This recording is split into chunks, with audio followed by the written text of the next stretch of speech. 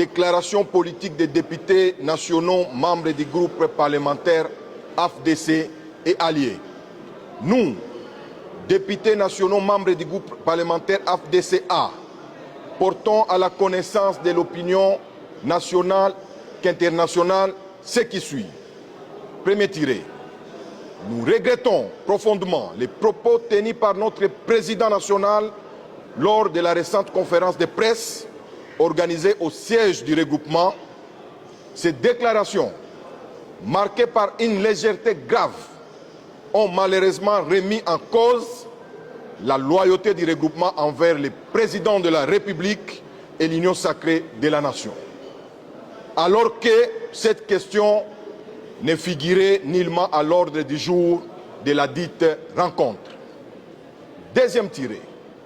Les députés nationaux du groupe parlementaire AFDC-A tiennent à préciser que ces propos n'engagent que leur auteur et ne reflètent en rien la position officielle de nous, les élus du regroupement.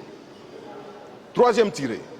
Nous réaffirmons avec fermeté notre loyauté et notre fidélité indéfectible à notre famille politique, l'Union sacrée de la nation, ainsi qu'à sa haute autorité politique, son Excellence Félix-Antoine Tshisekedi Tshilombo, président de la République, et rappelons que les désaveux exprimés à l'égard de l'autorité morale de notre regroupement doit conduire celui-ci à en tirer les conséquences politiques qui s'imposent.